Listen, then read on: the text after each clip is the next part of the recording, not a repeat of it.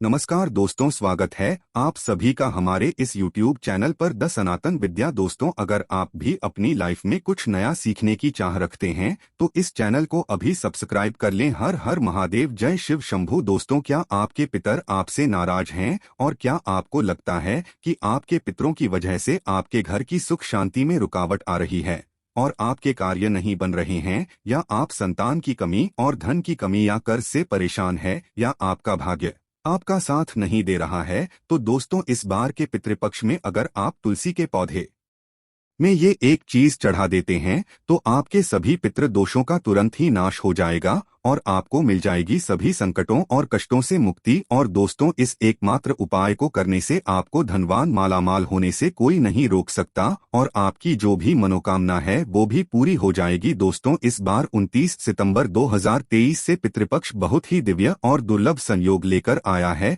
दोस्तों, इस पितृपक्ष में राजयोग, कालसर्प दोष के साथ साथ धन लक्ष्मी योग भी बन रहा है, जिसकी वजह से इस बार के पितृपक्ष श्राद्ध का बहुत अधिक महत्व बढ़ गया है। और इस पितृपक्ष पर यदि आप तुलसी के पौधे से जुड़ा यह आसान सा उपाय कर लेते हैं तो आपकी सभी समस्याओं का तुरंत ही अंत हो जाएगा। इसीलिए दोस्तों, वीडियो को आखिर तक जरूर देखें। और अगर आप भी अपने जीवन में महादेव की कृपा पाना चाहते हैं और पितरों का आशीर्वाद पाना चाहते हैं तो वीडियो को लाइक करके कमेंट में हर हर महादेव लिखना ना भूलें। दोस्तों, पितृपक्ष की शुरुआत इस साल भाद्रपद मास के शुक्ल पक्ष की पूर्णिमा तिथि 29 सितंबर 2023 दिन शुक्रवार से हो रही है, जो 14 अक्टूबर 2023 दिन शनिवार तक रहेगा। पंचांग के अनुसार 29 सितंबर 2023 दिन शुक्रवार को दोपहर 3:26 तक भाद्रपद पूर्णिमा है। इसके बाद अश्विन मास के कृष्ण पक्ष की पहली तिथि प्रतिपदा शुरू हो जाएगी। इसीलिए पितृपक्ष से संबंधित सभी कार्य 14 अक्टूबर तक ही संपन्न कर लेना बेहतर होगा। दोस्तों, पितृपक्ष भाद्रपद माह की पूर्णिमा से शुरू हो जाते हैं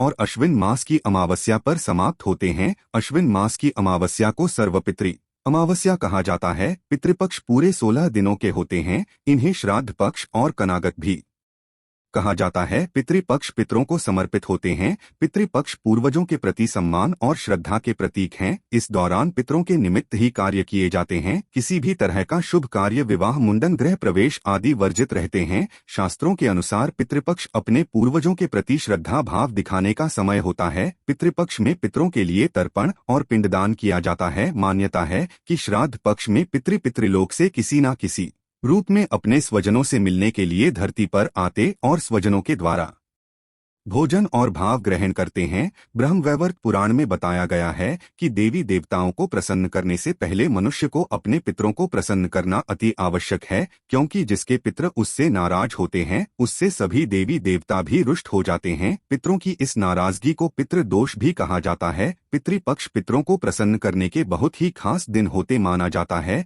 कि पितृपक्ष के दौरान श्रद्धापूर्वक किए गए छोटे से प्रयास से ही पितृ प्रसन्न हो जाते हैं और पितृ दोष से मुक्ति मिलती है। आज के इस वीडियो में हम आपको पितरों को प्रसन्न करने का एक बहुत ही आसान और असरकारक उपाय बताने जा रहे हैं। इस उपाय को करने से पितर प्रसन्न और होते हैं, पितरों को शांति मिलती है। पितृ प्रसन्न होकर अपने परिवारजनों को पितृ दोष से मुक्ति का आशीर्वाद देते हैं। पितृदेव के साथ साथ भगवान विष्णु और माँ लक्ष्मी जी की कृपा से सभी कष्टों और संकटों से छुटकारा मिलता है और घर में सुख समृद्धि आती है। दोस्तों, इस उपाय को सही प्रकार से करने के लिए आप हमारे इस वीडियो को एंड तक अवश्य ही देखें। और आगे बढ़ने से पहले आपसे रिक्वेस्ट करते हैं कि वीडियो को लाइक जरूर करिएगा, दोस्तों को शेयर कर दीजिएगा और अगर आपने अभी तक चैनल को सब्सक्राइब नहीं किया है तो चैनल को सब्सक्राइब करके बेल आइकन जरूर दबाएगा। तो आइए जानते हैं इस उपाय के बारे में। दोस्तों, वैसे तो इस उपाय को आप पितृपक्ष में किसी भी दिन कर सकते हैं,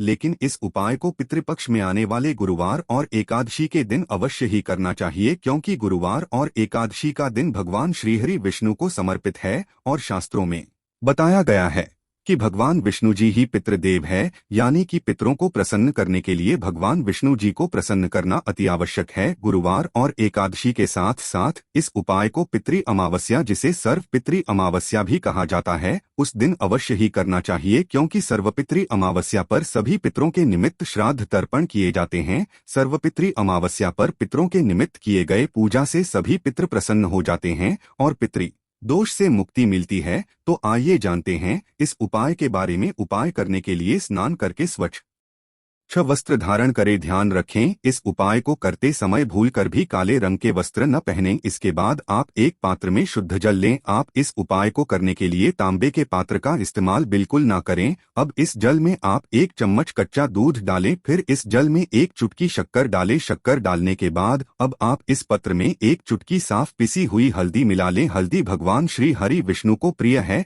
इसीलिए भगवान विष्णु को प्रसन्न करने के लिए भगवान विष्णु की पूजा में हल्दी का अवश्य ही इस्तेमाल करना चाहिए। अब आप एक दिया तैयार करें। आप मिट्टी का, आटे का या पीतल का कैसा भी दिया ले सकते हैं, लेकिन ध्यान रखें दिया शुद्ध घी का ही होना चाहिए। अब इस दिए और जल को लेकर आप तुलसी जी के पास जाएं। दोस्तों, सनातन धर्म में तुलसी जी का विशेष महत्व बताया गया है।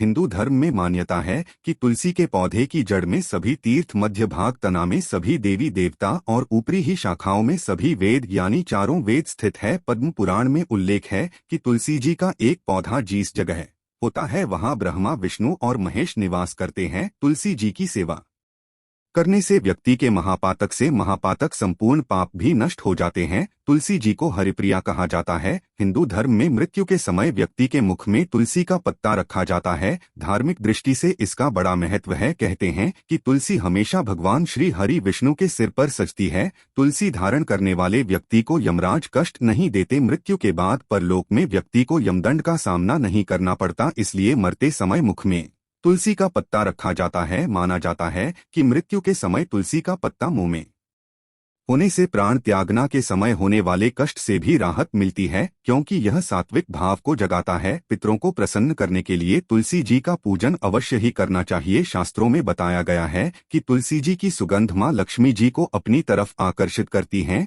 तुलसी का पौधा जिस जगह होता है या जिस परिवार के व्यक्ति पितृपक्ष के दौरान तुलसी जी का पूजन करते हैं, उनके पितर उनसे बहुत ही प्रसन्न होते हैं और पितरों की आत्मा को शांति और तृप्ति मिलती है। इसलिए पितृपक्ष में तुलसी का पौधा यदि घर में लगाया जाए या सही विधि से तुलसी जी का पूजन किया जाए तो इससे पितृ प्रसन्न होते हैं और उनके आशीर्वाद से जातक के जीवन की सारी दिक्कतें दूर हो जाती है। तुलसी जी का पूजन करने के लिए आप जल और दिया लेकर तुलसी के पौधे के पास जाएं। अब आप पूर्व दिशा की तरफ मुंह करके खड़े हो जाएं, यानी आपको ईस्ट की तरफ अपना मुंह कर लेना है, जहां से सूर्योदय होता है। इसके बाद आप भगवान विष्णु जी और मां लक्ष्मी जी को प्रणाम करें, तुलसी माता को प्रणाम करें, पितृदेव को प्रणाम करें। फिर आप भगवान विष्णु जी के द्वादश मंत्र ओम नमो भगवते वासुदेवाय का जाप करते हुए तुलसी जी पर ये जल अर्पित करें। जल अर्पित करने के पश्चात अब आप तुलसी जी के सामने शुद्ध घी का दिया जलाएं। फिर आप भगवान विष्णु के इसी मंत्र ओम नमो भगवते वासुदेवाय का जाप करते हुए तुलसी जी की 11 परिक्रमा करें। तुलसी जी की परिक्रमा करने के पश्चात अब आप तुलसी जी को प्रणाम करें और भगवान विष्णु जी के महामंत्र ओम नमो भगवते वासुदेवाय का 108 बार जाप करें। अब आप तुलसी जी के चरणों की रज यानी कि तुलसी के पौधे के पास से थोड़ी सी मिट्टी उठाकर उसे अपने मस्तक पर लगाएं। फिर आप भगवान विष्णु और मां लक्ष्मी जी को प्रणाम करें और तुलसी माता को प्रणाम करें। अब भगवान विष्णु, लक्ष्मी जी और तुलसी माता से अपने पितरों की तृप्ति और शांति की प्रार्थना करें। अब आप पितृदेव को प्रणाम करें और जाने अनजाने में की गई गलतियों की क्षमा मांगे। इसके बाद आप भगवान से और पितृदेव से प्रार्थना करें कि वह आपके सारे कष्टों और संकटों को दूर करें और अपना आशीर्वाद हमेशा आप पर बनाए रखें। भगवान से पितृ दोष से मुक्ति की भी प्रार्थना करें। दोस्तों, शास्त्रों में बताया गया ये बहुत ही आसान और असरकारक उपाय। इस उपाय को करने से पितर प्रसन्न होते हैं और अपने परिवारजनों को आशीर्वाद देते। पितरों के आशीर्वाद से ही जीवन की सारी दिक्कतें दूर हो जाती है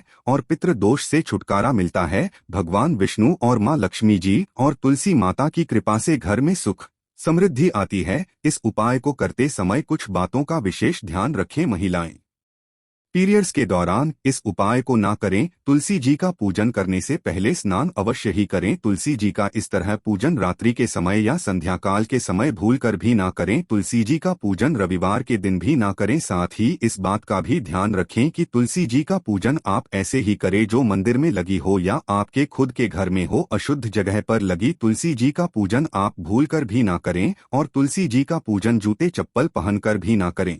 तुलसी जी का पूजन करते समय इन बातों का विशेष ध्यान रखें। दोस्तों, आइए जानते हैं कि कुंडली में पितृदोष का निर्माण कैसे होता है। और इससे कैसे बचा जा सकता है? दोस्तों, हिंदू धर्म में पूर्वजों का बहुत महत्व दिया जाता है। उनकी आत्मा की शांति के लिए व्यक्ति श्राद्ध पिंडदान करते हैं। हर महीने की अमावस्या तिथि के अलावा पितृपक्ष के 15 दिन पितरों को ही समर्पित होता है। इस समय पितरों की आत्मा की शांति के लिए और उनका आशीर्वाद पाने के लिए श्राद्ध, तर्पण, पिंडदान, दान पुण्य आदि किया जाता है। वहीं पितरों के नाराज होने पर कुंडली में पितृदोष का निर्माण हो जाता है। पितृदोष के कारण जीवन में कई तरह की समस्या उत्पन्न हो जाती है। इसके साथ ही मनुष्य कई तरह के कष्टों का सामना करता है। ऐसे में आइए जानते हैं कि कुंडली में पितृदोष का निर्माण कैसे होता है और इससे कैसे बचा जा सकता है। ज्योतिष शास्त्र के अनुसार जब हमारे पूर्वजों की आत्माएं तृप्त नहीं होती, 84 लाख योनियों में भटकते रहते हैं, तो ये आत्माएं पृथ्वी लोक में रहने वाले अपने वंश के लोगों को कष्ट देती है। इसी कष्ट को ज्योतिष शास्त्र में पितृदोष कहा गया है। मान्यताओं के अनुसार मृत्युलोक से हमारे पूर्वजों की आत्माएं अपने परिवार के सदस्यों को देखती रहती है। जो लोग अपने पूर्वजों का अनादर, उनके बताए गए रास्ता पर नहीं चलते हैं या उन्हें कष्ट पहुंचाते हैं, जिस कारण इससे दुखी दिवंगत आत्माएं उन्हें शाप देती है। इसी शाप को पितृदोष माना जाता है। ज्योतिष शास्त्र के अनुसार जब किसी व्यक्ति की कुंडली के लग्न भाव और 5वें भाव में सूर्य, मंगल और शनि विराजमान होते हैं तो पितृदोष का निर्माण हो जाता है। इसके अलावा कुंडली के अष्टम भाव में गुरु और राहु एक साथ आकर बैठते हैं तो भी पितृदोष का निर्माण होता है। जब कुंडली में राहु केंद्र में या त्रिकोण में मौजूद होता है तो पितृदोष बनता है। इसके अलावा जब सूर्य, चंद्रमा और लग्नेश का राहु से संबंध होता है तो जातक की कुंडली में पितृदोष बनता है। जब कोई व्यक्ति अपने से बड़ों का अनादर करता है या फिर उसकी हत्या कर देता है तो ऐसे व्यक्ति को पितृदोष लगता है और जीवन नरक बन जाता है। जब किसी व्यक्ति की कुंडली में पितृदोष का निर्माण होता है तो ऐसे व्यक्ति को अपने जीवन में कई तरह की बाधाओं का सामना करना पड़ता है। ऐसे व्यक्ति के विवाह में देरी होती है, विवाह टूट सकती है, तलाक की स्थिति उत्पन्न हो जाती है, वैवाहिक जीवन में हमेशा तनाव बना रहता है। ऐसी महिलाओं को गर्भधारण में समस्याएं आती हैं, बच्चे की अकाल मृत्यु हो सकती है, जीवन में कर्ज और नौकरी में परेशानियां आती रहती हैं। इसके अलावा ऐसे लोगों के घर में या परिवार में आकस्मिक निधन या दुर्घटना हो सकती है। लंबे समय से किसी बीमारी के चलते परेशान रह सकते, परिवार में विकलांग या अनचाहे बच्चे का जन्म हो सकता है। ऐसे व्यक्ति को बुरी आदतों की लत भी लग सकती है। पितृदोष होने पर मिलते हैं ये संकेत। यदि किसी जातक की कुंडली में पितृदोष हो तो उसे अपनी जीवन में कई तरह के कष्ट झेलने पड़ते। पितृदोष के कारण शादी में भी बाधा आती है। ऐसे में विवाह में देरी होने लगती है, समय से शादी नहीं हो पाती है। पितृदोष के कारण वंश वृद्धि रुक जाती है। ऐसे में संतान प्राप्ति में बाधा आ जाती है। इसके साथ ही संतान के करियर से संबंधित भी समस्या उत्पन्न हो जाती है। अगर किसी जातक की कुंडली में पितृदोष होता है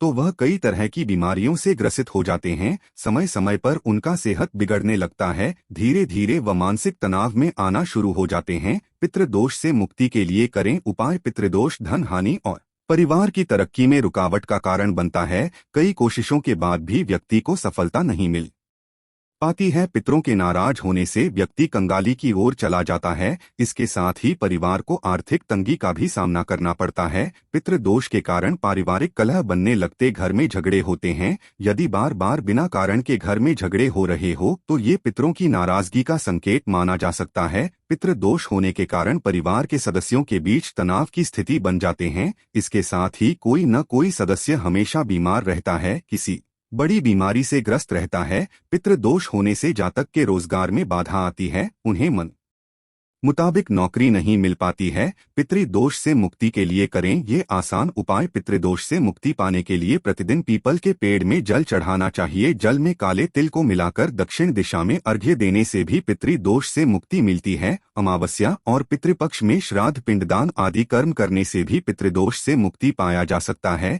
इसके साथ ही इस उपाय को करने से न केवल पितृदोष से मुक्ति मिलती है, साथ ही इससे पितृ भी प्रसन्न होते हैं। पितृदोष को दूर करने के लिए पितृपक्ष में स्वर्ण दान करना भी सबसे लाभकारी माना जाता है। कुंडली में पितृ दोष से मुक्ति के लिए व्यक्ति को अपने घर में हर अमावस्या पर श्रीमद्भागवत के गजेंद्र मोक्ष अध्याय का पाठ करना चाहिए। पितृ दोष से मुक्ति के लिए जरूर करें यह काम। प्रत्येक चतुर्दशी, अमावस्या और पूर्णिमा के एक दिन पहले पीपल पर दूध चढ़ाना चाहिए। ऐसा करने से न केवल पितृ दोष से छुटकारा मिलेगी बल्कि काल सर्प दोष से भी मुक्ति मिलेगी। यदि कुंडली में पितृ दोष बन रहा हो तो जातक को अपने घर की दक्षिण दिशा की दीवार पर अपने स्वर्गीय परिजन का फोटो लगाकर उस पर हार चढ़ाना और रोज उनकी पूजा करके उनसे आशीर्वाद प्राप्त करना चाहिए। इससे नाराज पितर प्रसन्न हो जाते हैं। पितृ दोष के उपाय के लिए व्यक्ति को काले कुत्ते को उड़द के आटे से बने रोटी हर शनिवार को खिलाने से शनि, राहु, केतु तीनों ग्रहों का नकारात्मक प्रभाव कम होता है